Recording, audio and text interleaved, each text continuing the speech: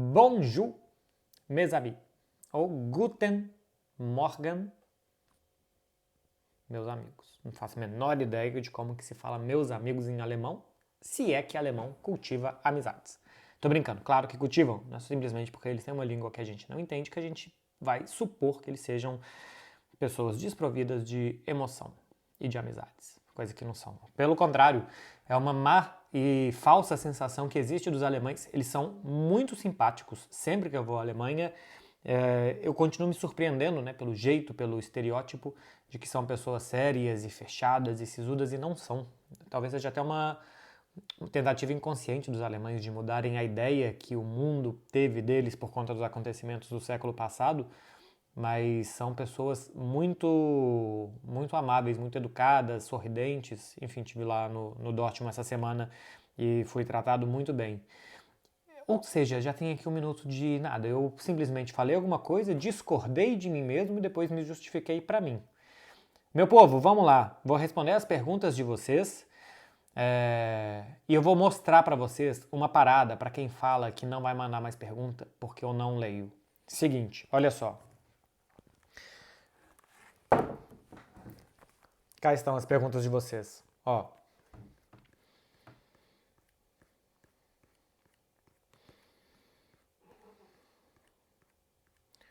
Veio até aqui. Cara, são centenas de perguntas toda semana. A barra de rolagem vai rapidíssimo e praticamente não para. Então eu não consigo ver todas. Eu tento ver o máximo que eu posso. Eu fico fazendo aqui esse trabalho de curadoria das perguntas mais ou menos 1 hora. Eu faço umas 3 vezes durante as 24 horas que a caixinha fica lá ativa. 20 minutos, 20 minutos e 20 minutos para pegar de quem mandou diferentes momentos desses 3 dias. E aí eu escolho algumas perguntas que são mais ou menos temas que todo mundo está perguntando. Então desculpa se eu ainda não respondi a de você. Muitas vezes é porque eu não tenho visto. Pode ser uma pergunta ótima e que eu não tenha visto simplesmente. Então é por isso. Mas muito obrigado para quem mandou. Continuem mandando. Eu adoro ter esse momento aqui para me comunicar com vocês. Uma pergunta que não está na caixinha, mas que eu vou responder porque está aqui do meu lado. Clara Albuquerque perguntando se vai ter date com Beckler essa semana. Vai. Então amanhã no canal lá da Clara vai ter date com Beckler respondendo questões amorosas.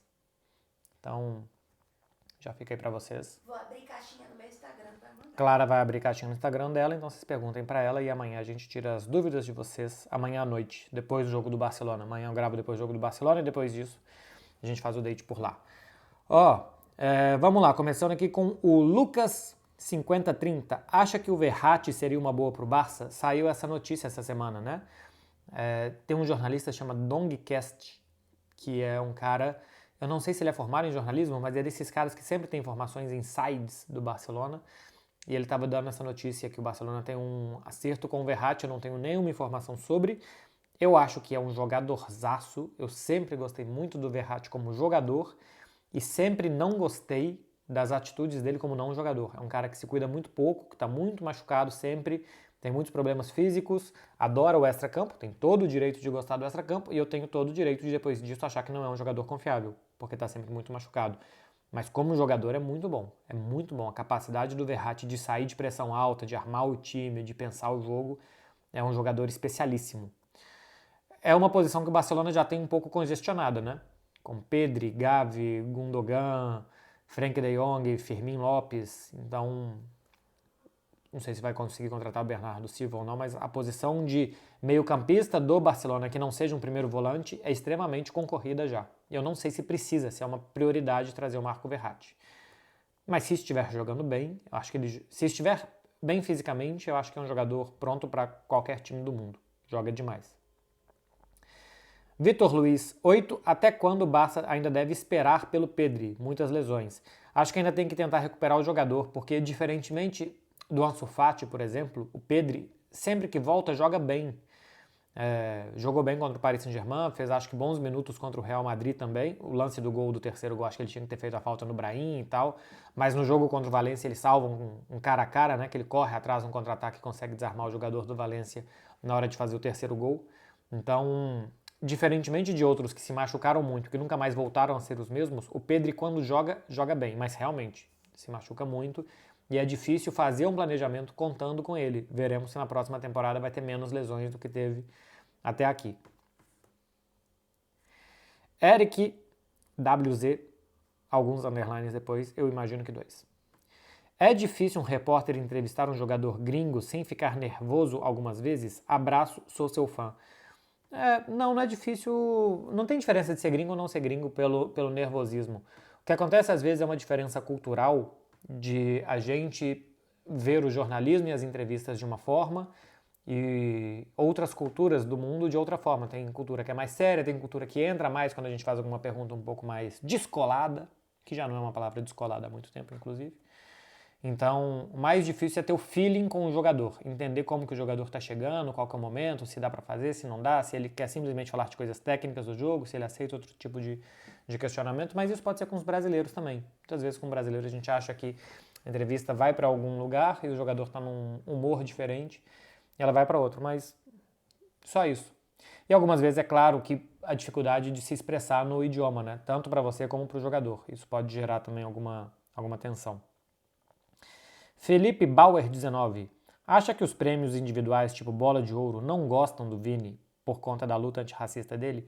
Cara, isso é uma votação. Só se a gente for pegar que todos os jogadores, inclusive negros, porque também tem jogadores negros que votam, não gostam da luta antirracista do Vinícius. Acho que não tem nada a ver, sinceramente. Acho que não tem...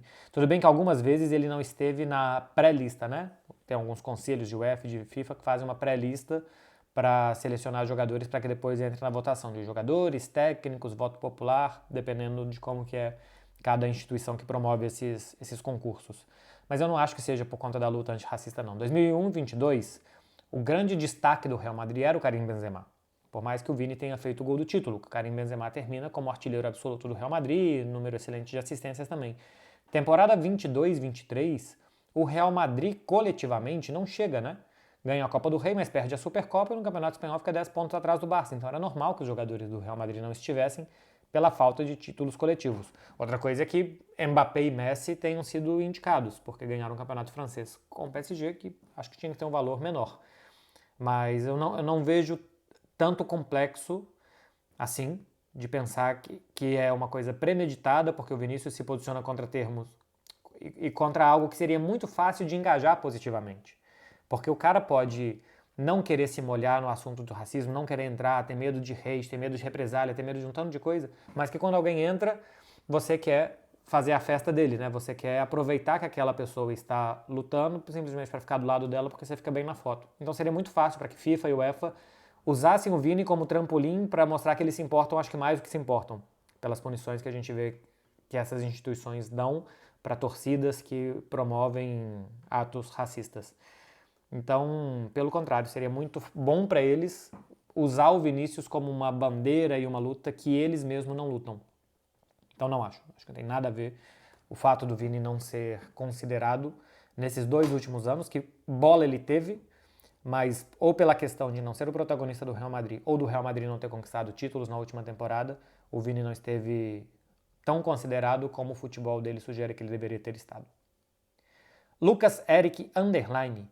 Você sabe dizer quanto custava um tour completo no antigo Camp Nou e quanto será o novo? O antigo estava 28 euros, que dá 150 reais. Ainda estão fazendo, tá? Mesmo com o Camp Nou em obras, ainda tem lá um museu que está funcionando. Acho que em algum momento vai parar. E o novo não, nem o Barcelona informou que vai ter mudança de preço, de nada, mas custava 150 reais para fazer o tour, com museu, estádio e museu, campo, vestiário, tribunas e tal. Por enquanto não está tendo nem vestiário nem campo, porque não existe mais vestiário nem campo, mas a parte do museu ainda está lá.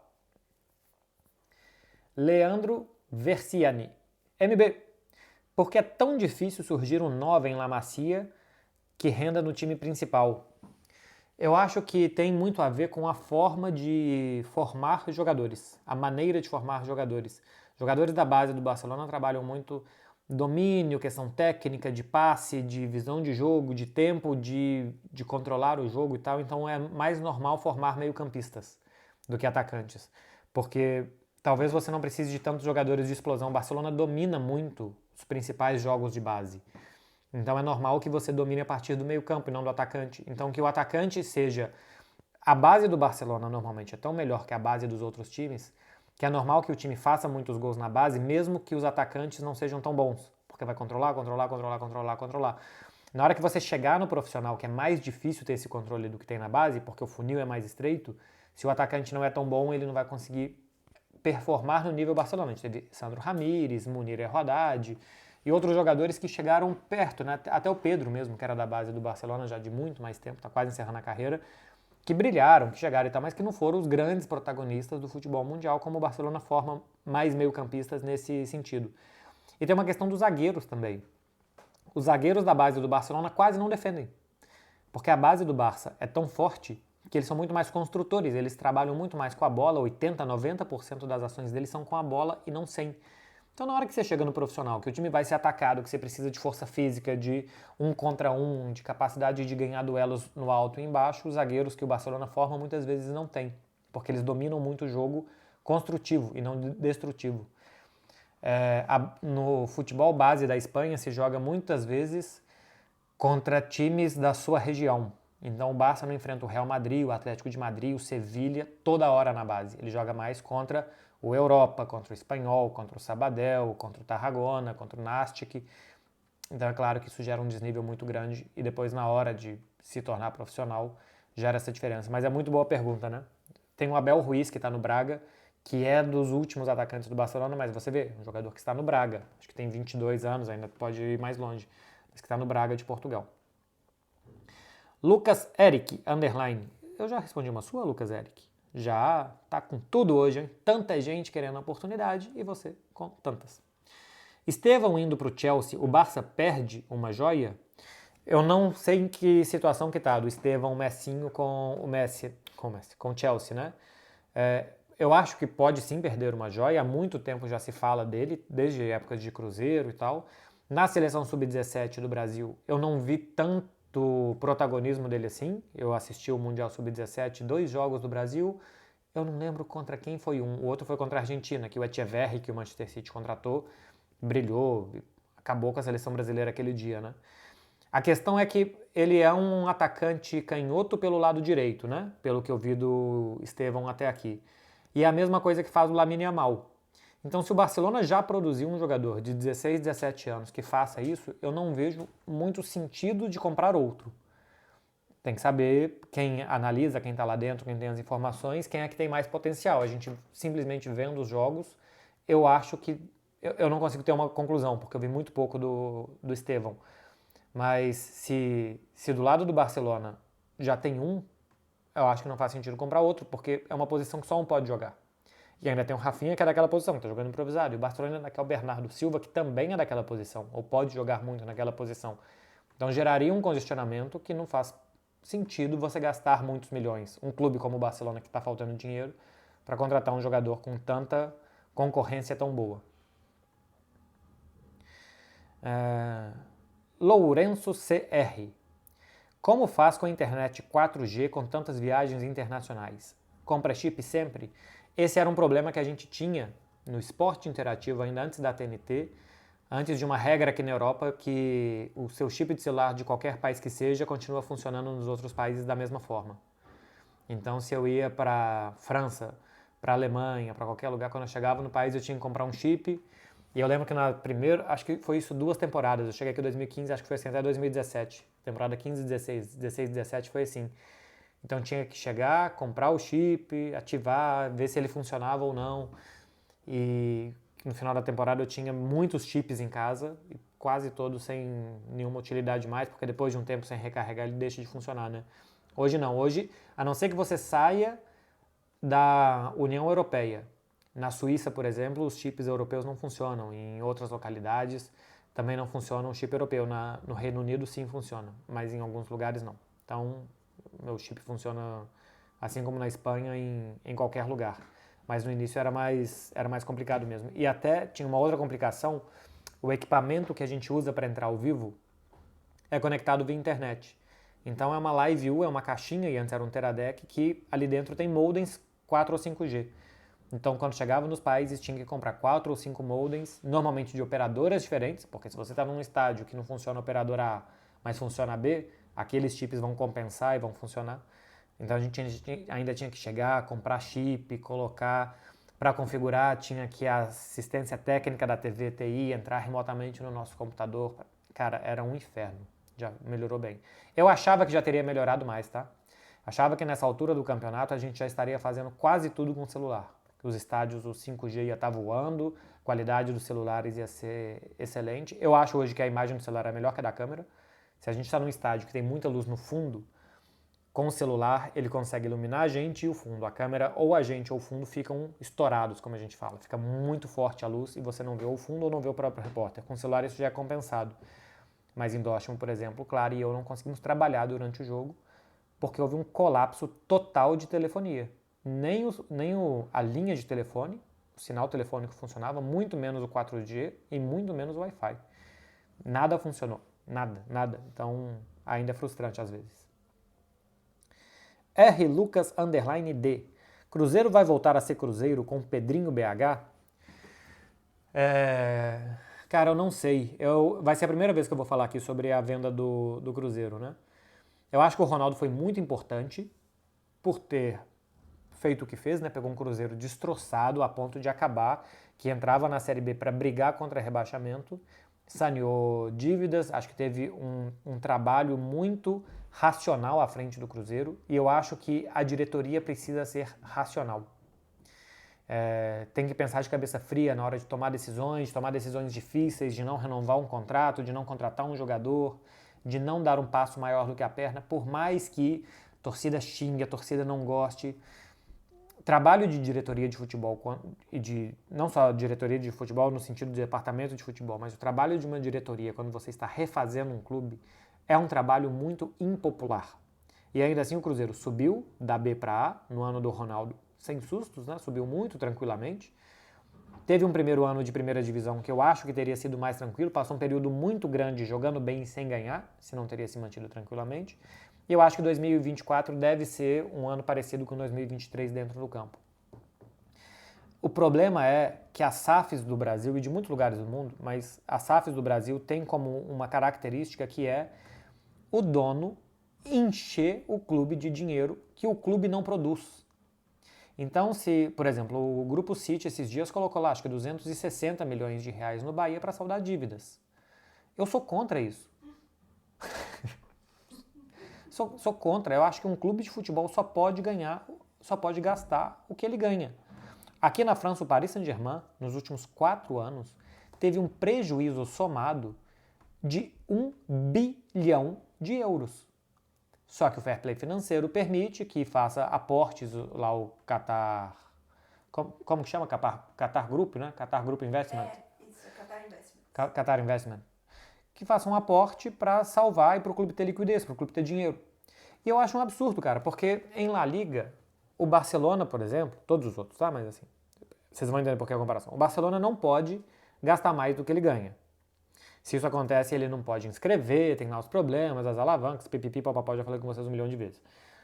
E aí o Barcelona perde o Messi para o PSG, porque o Barcelona não pode inscrever o Messi, porque o fair play de La Liga não permite, mas aqui na França o Paris Saint-Germain pode ter 1 bilhão de dívidas, de prejuízo, né? E olha que o Paris Saint-Germain ganha 830 milhões de euros por temporada, e ainda assim tem dívidas. E dívida, cada temporada mais. Então o Barcelona não pode, mas o PSG pode. Aí o PSG com todas essas dívidas pode ir lá no Barcelona e contratar o Dembélé por 50 milhões de euros.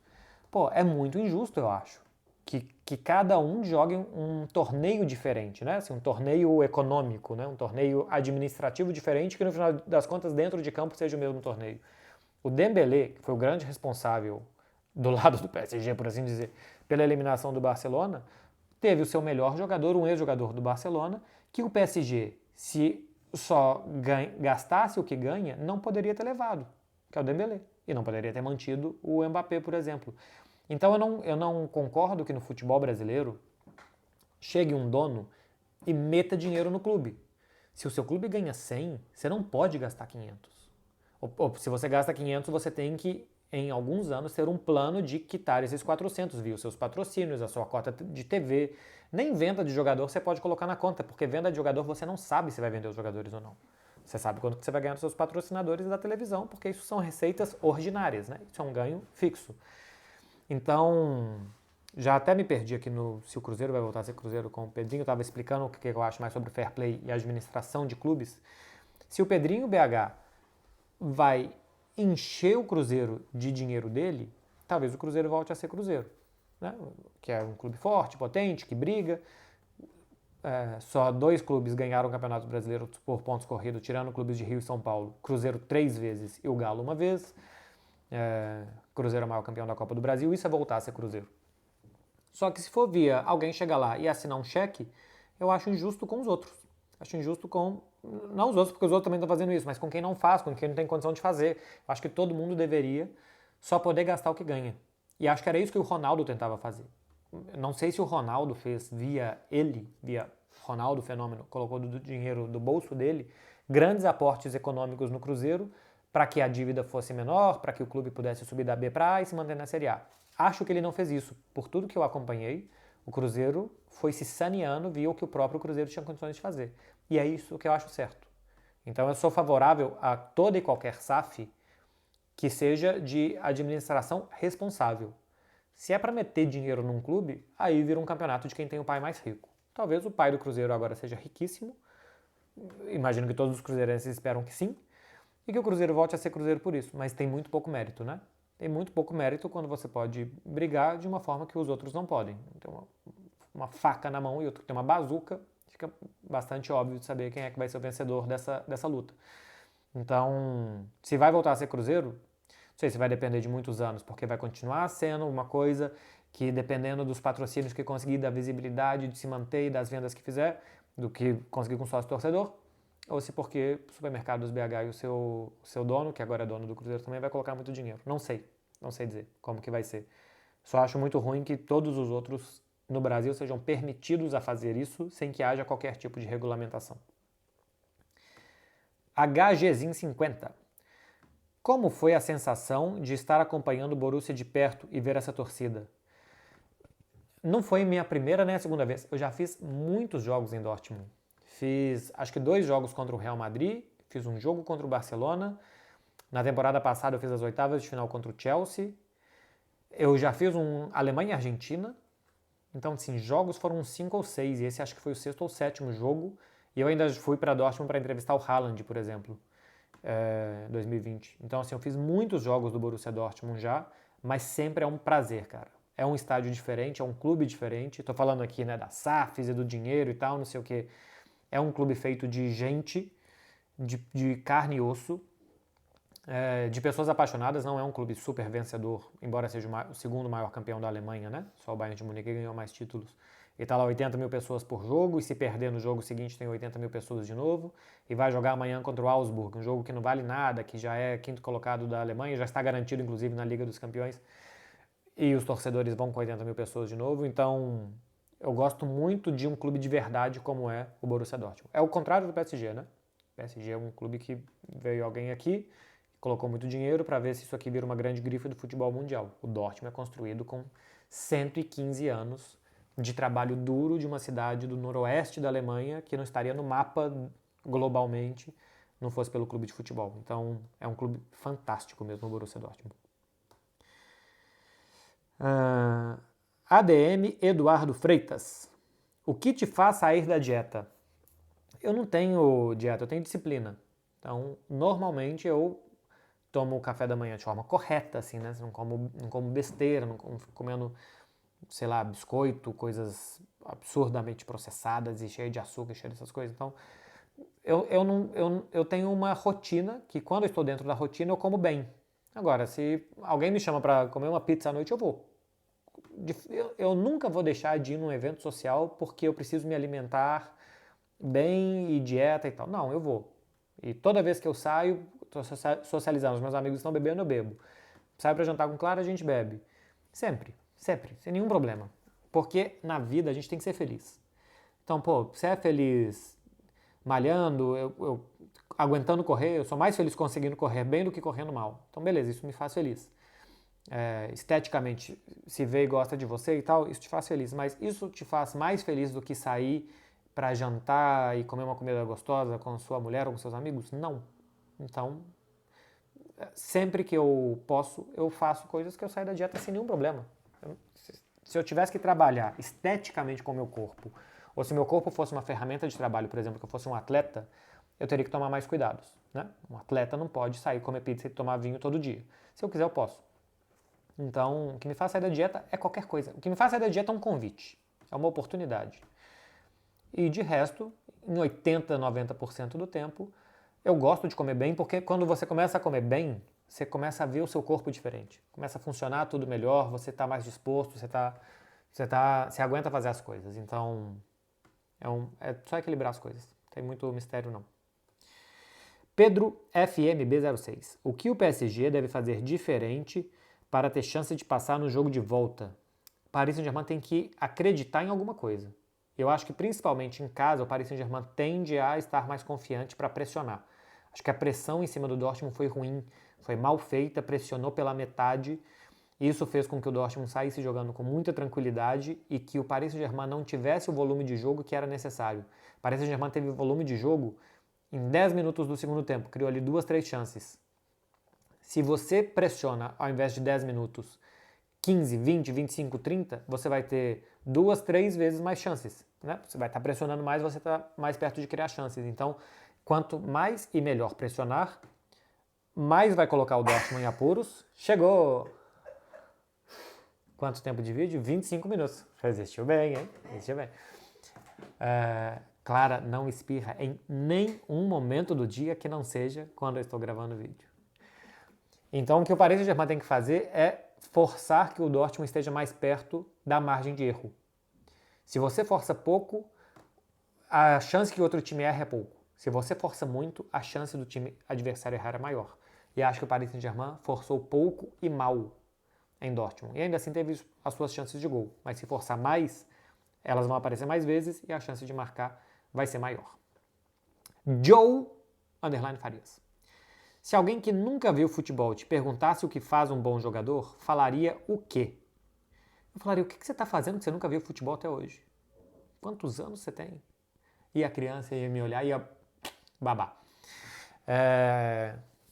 Para mim, um bom jogador é um jogador, assim, não precisa falar, né? A técnica, não sei o que.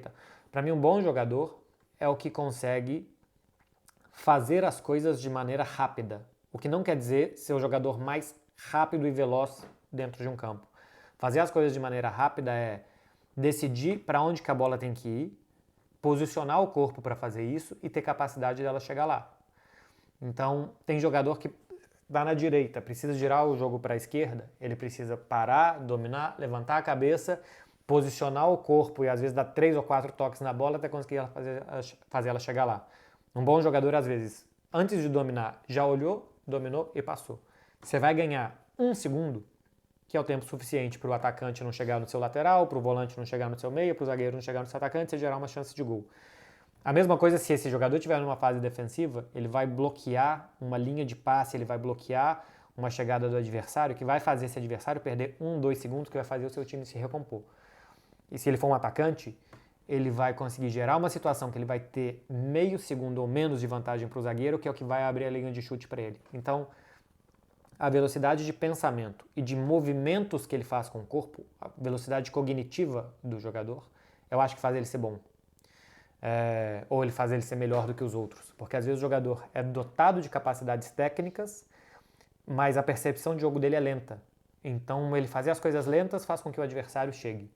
Para mim, os melhores jogadores são os que fazem as coisas mais rapidamente. São os que conseguem fazer que as coisas se desenvolvam rápido dentro de um jogo. Isaac Augusto 02. MB, quem se encaixaria melhor no City? Paquetá ou Bruno Guimarães? São jogadores completamente diferentes, né?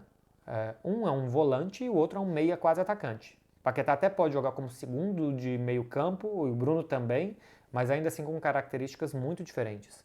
Se você precisa de um meio campista defensivo, eu acho que o Bruno é um dos melhores do mundo. Faz muita hora extra no Newcastle, todos os dados de recuperação de bola dele, de bola longa, de interceptação e de desarmes, né? Porque são coisas diferentes, você antecipar passes e você desarmar adversários, são sempre números excelentes para padrão qualquer grande time, ele está no Newcastle. O Paquetá é jogador de último passe, de drible, de chegada de segunda linha, de criar grandes chances. Então, são características totalmente diferentes. O Manchester City, como fica muito mais com a bola, como joga em espaços muito reduzidos, quase que um pequeno jogo de futsal perto da área do adversário, eu acho que precisa muito mais do Paquetá do que do Bruno.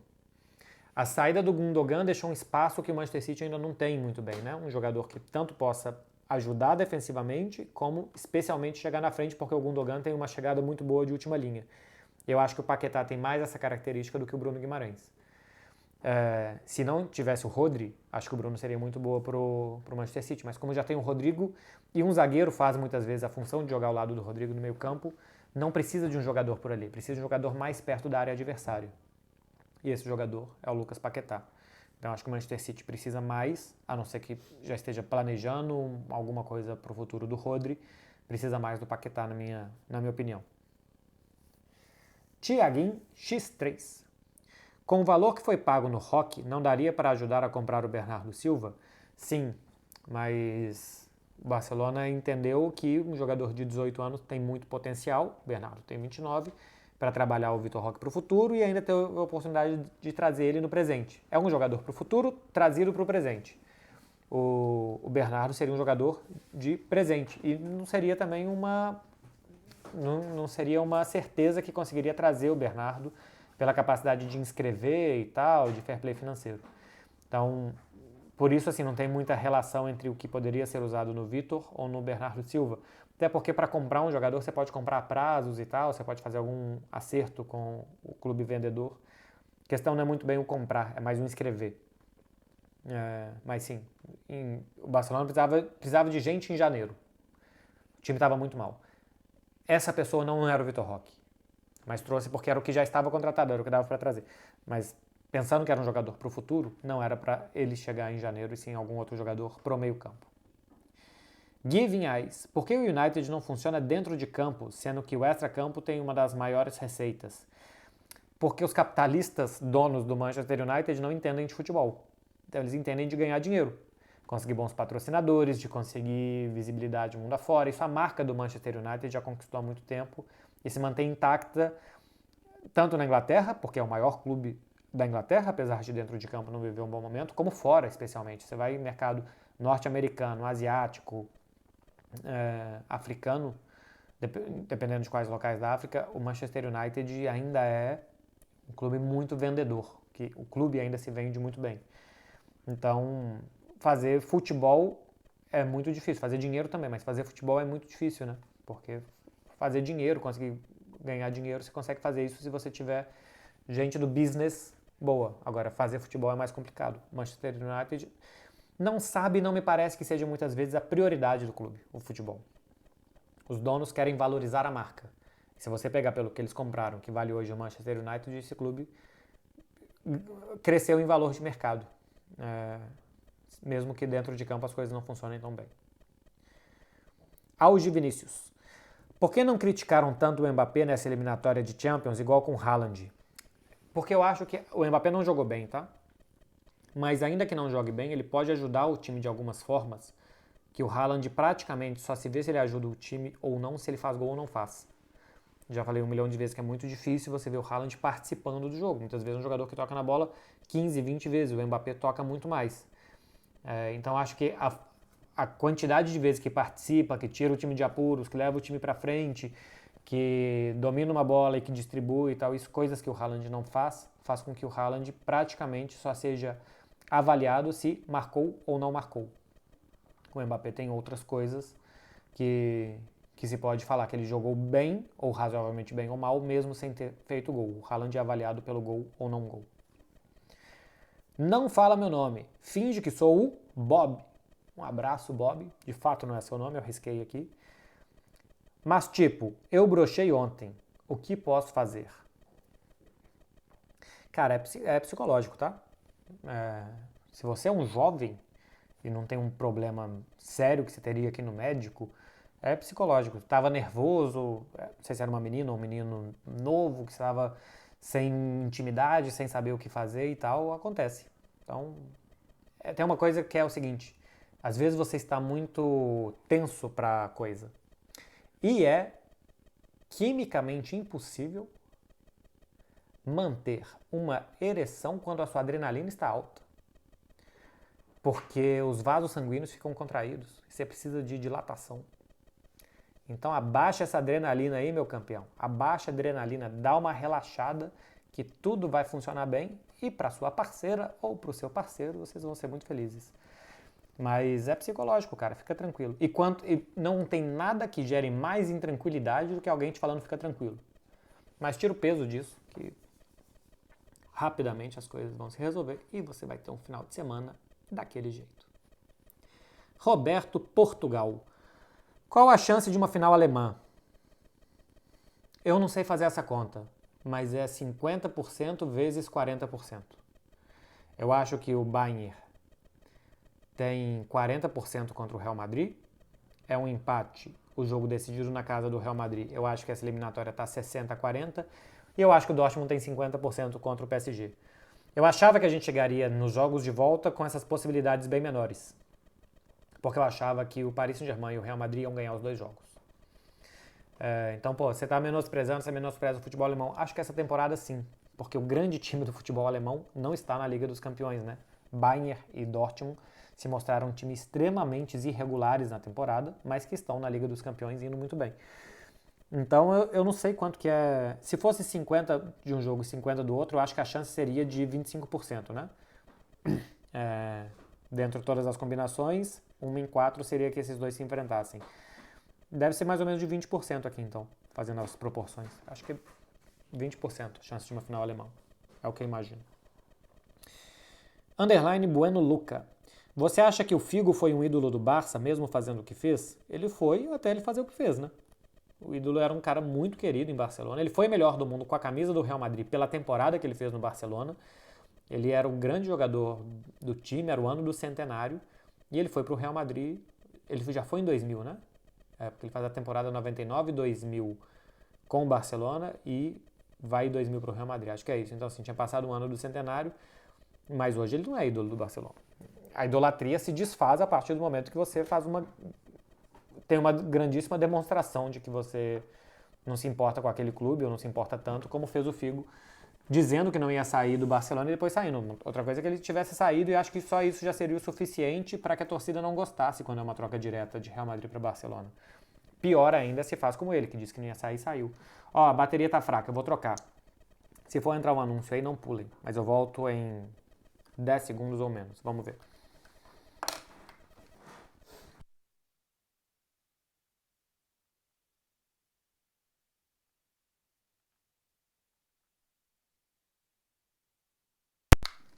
Teve anúncio? Eu sou YouTube Premium, eu não vejo mais anúncio. Mudou minha vida, viu, gente? Eu acho que não é barato, tá, senhor YouTube? Não é barato. É caro o YouTube Premium. Mas eu assisto mais vídeos do que eu assistia antes. Porque antes eu ficava com preguiça de ver mais vídeo, porque ia ter dois ou três anúncios, e durante o vídeo anúncio, e às vezes que estava assistindo estava longe do dispositivo e entrava um anúncio e aí entra num volume diferente. Agora que eu tenho Premium, eu assisto para tudo quanto é lado. E o YouTube Music é muito bom também. Tá aqui a publi completamente de graça. Abaixa esse preço, senhor YouTube, para todo mundo ter. Marcelo _ Souza, usando muitos Os, depois muitos Us e depois muitos As. Vai virar madridista quando? Não teve um jogo grande essa temporada que você torceu pro Barcelona. Marcelo com vários Os, _ Souza com vários Us e vários As. Eu torci pro Barcelona em todos os jogos grandes, meu amiguinho. Em todos os jogos grandes eu torci pro Barcelona. Outra coisa é eu achar que o Barcelona ia ganhar os jogos. Eu achava que o Barcelona não ia ganhar os grandes jogos da temporada e não ganhou alguns deles, né? Não ganhou contra o Real Madrid nenhum, não ganhou contra o PSG, mas foi muito bem contra o Atlético, foi muito bem contra o Napoli, mas eu torci, cara. Agora, se você acha que eu não torci pelo que eu falei aqui, é porque isso aqui não é um canal de torcedor do Barcelona. É um canal de um jornalista que, por acaso, torce para o Barcelona, mas que analisa sem levar o fato de torcer para o Barcelona em consideração.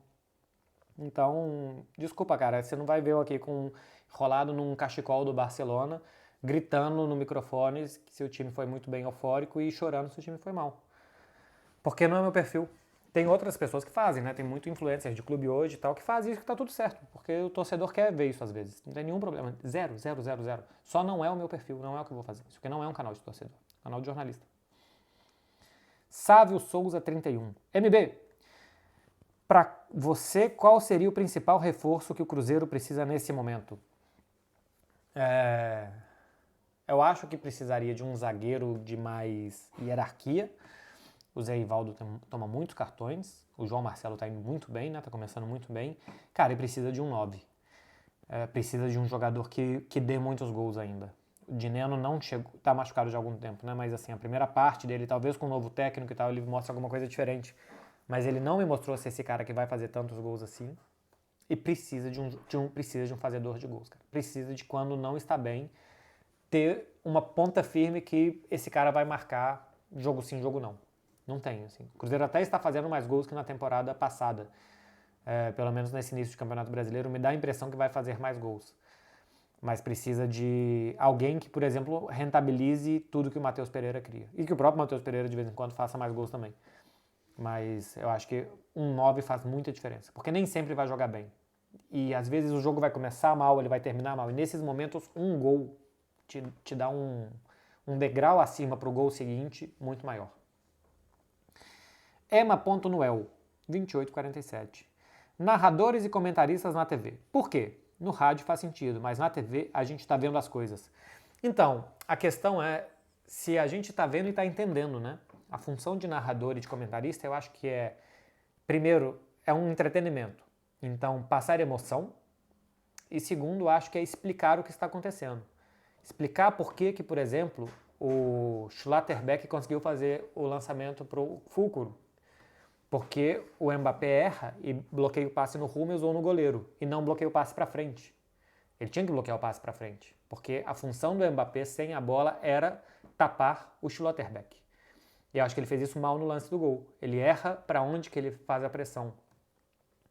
E o papel do narrador é a mesma coisa, assim. Eu acho que quem mais tem que entender de futebol, em um jogo de futebol, é o narrador.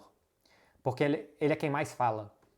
Especialmente no Brasil, né? Na Europa as transmissões são muito divididas. Eu transmiti Copa América na TV3, em catalão, e eu falava quase igual o narrador, eu era comentarista. Era 50-50 a transmissão. Você fala o tempo inteiro.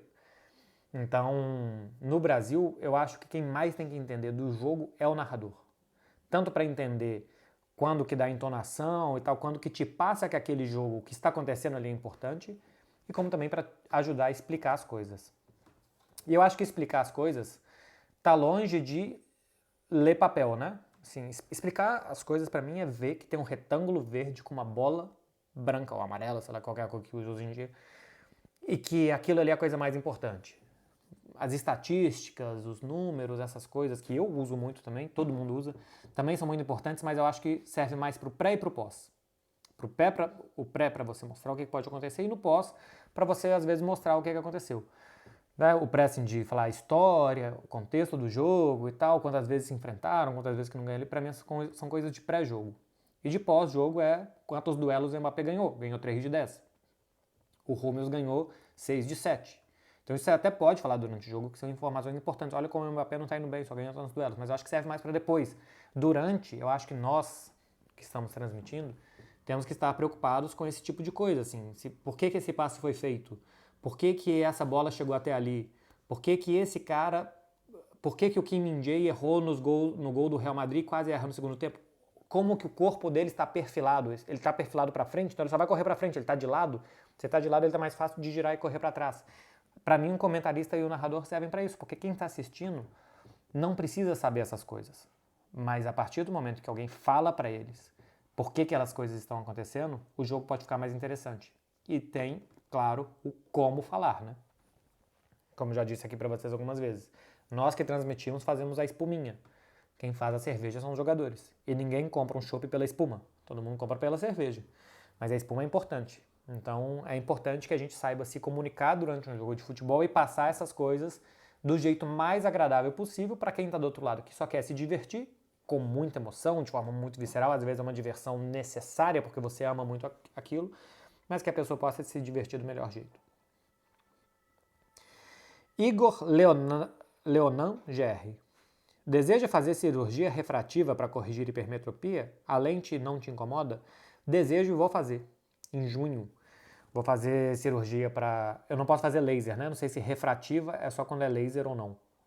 Mas eu vou fazer cirurgia de colocar lente ICL agora no mês de junho. E já estou até um pouco tenso, embora dizem que é indolor, que é fácil, que não sei o que e tal, mas cirurgia dá tensão, né? Já estou nervoso para fazer, mas farei. Lucas Santos X. Por que você cortou a Clara? KKK. É na foto, né? Na foto que eu coloquei ali pra fazer as perguntas. Porque se eu coloco Clara e eu, vocês só iam fazer perguntas sobre nós dois. E Date com Beckler é do canal da Clara, não é do meu. Então eu cortei simplesmente pra isso, pra ter uma foto só minha. E eu não tinha nenhuma foto minha. Assim, da cobertura mais recente e tal. E a com a taça ficou bonita. Quando a taça chegou, a gente estava para fazer a entrada ao vivo, e tá aí a Carol, nossa cinegrafista, foi quem fez a foto e tal, ela fez algumas. E na temporada passada, a gente fez foto com a taça no Inter e Milan, que a gente fez a semifinal juntos também. E aí eu falei com a Clara depois que a taça foi embora agora, falei, se um dia a gente terminar, a gente vai ser aquele casal que tem que sair cortando as fotos para tirar o outro, para postar uma foto com a taça, porque a gente só tem foto com a taça junto, ultimamente. Então, vamos ver se estiver em Paris, se cada um tira foto com a taça de maneira separada, para se um dia o relacionamento der errado, a gente poder postar um TBT decente. Vai tirar foto nenhuma separada, que é pra já pensar 2 vezes. Antes de terminar, né? Não vou terminar esse relacionamento não, porque depois eu não posso postar foto com a taça. Exato. Eric Matos 12. Defina o ambiente do Westfalen Stadium em apenas uma palavra ou frase. Eu não vou, porque senão eu tenho que pensar muito para escolher uma palavra ou frase só. Mas é um estádio de verdade, tá? Assim, é um estádio que tanto tem a muralha amarela ali de 25 mil pessoas e, cara, ela é interminável. Porque você olha para cima, não acaba, e aquelas bandeiras. Mas os outros setores do estádio são extremamente familiares. É um bando de velhozinho e velhazinho, ou de família com crianças e tal, porque o sócio torcedor, o ticket holder, né, que tem o ticket season lá, o ingresso da temporada e tal, isso é intransferível. Então tem aqueles 60 mil detentores de ingressos que vão todo ano e que eles sempre vão. Então não é assim que as pessoas deixam de ir, ou que, por exemplo, no Brasil, quando o time tá mal, o clube sai de 70 mil sócios para 40 mil sócios, aí vai bem e depois passa para 80 mil sócios. Não. No Dortmund, todo mundo, ninguém perde, porque se você perder o seu ticket, você nunca mais consegue, cara. Então ninguém deixa de ser porque depois você vai conseguir ser de novo. Então quem vai no estádio há anos. Então você tem um ambiente extremamente familiar no estádio, porque são pessoas que sempre vão. Ninguém quer fazer merda, porque se identificar e você perder, você nunca mais volta. É praticamente impossível comprar ingresso para a temporada. Então é todo mundo que sempre vai, é uma grande comunidade.